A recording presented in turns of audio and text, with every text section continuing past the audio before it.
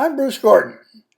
In 1969, I was flying F-106s out of Osan Air Base in the northwestern part of South Korea, only a few minutes flying time from the North Korean border.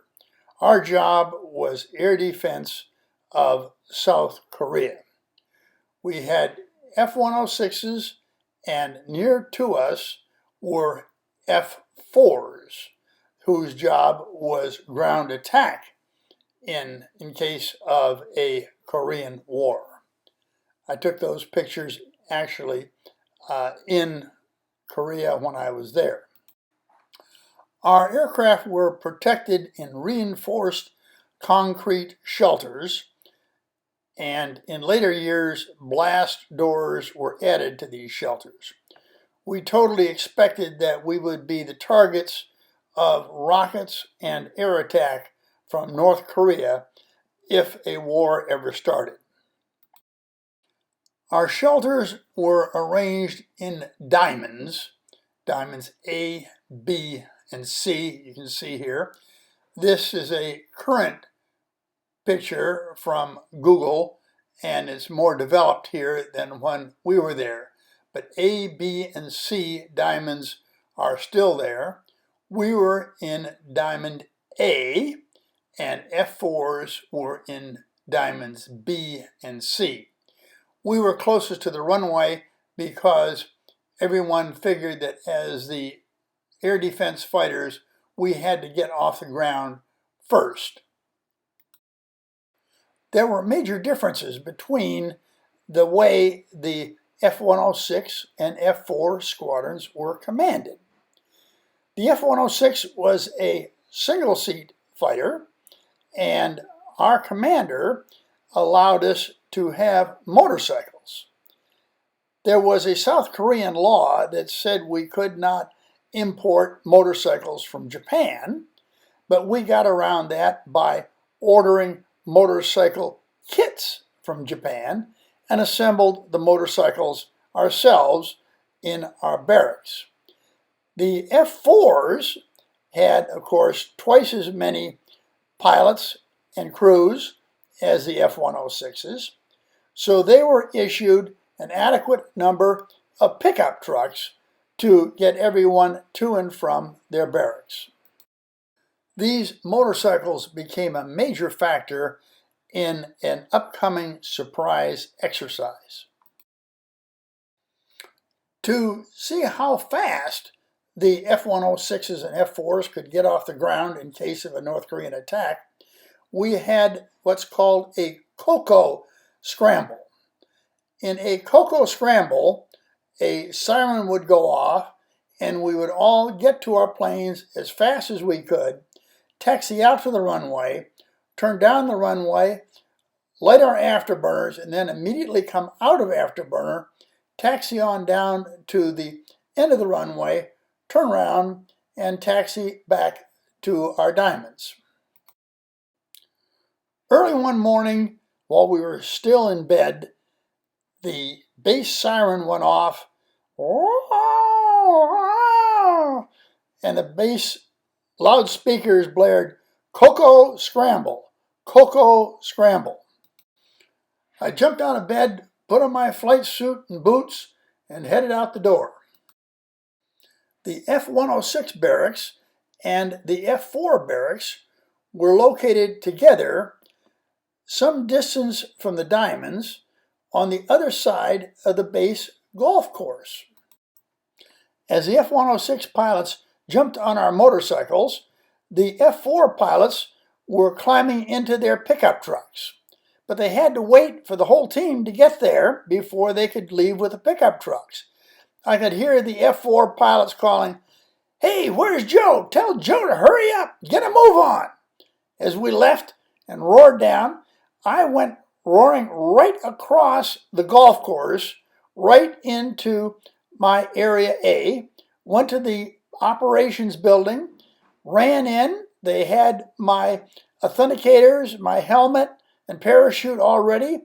I grabbed them, ran out the door, jumped on my motorcycle, roared off to the location of my F-106, dumped my motorcycle, and ran for the ladder.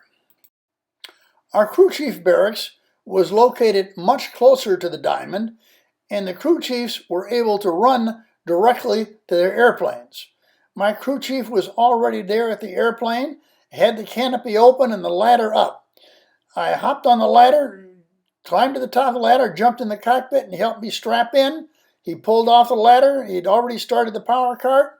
I hit the starter button, and in a few seconds I had my F-106 up and running. I rapidly taxied around the diamond, headed for the runway. I discovered I was number 2 in the planes going to the runway. My squadron commander had beat me to it. So as I was about to pull up to the runway behind him, he was pulling on the runway, and then I noticed he was slowing down.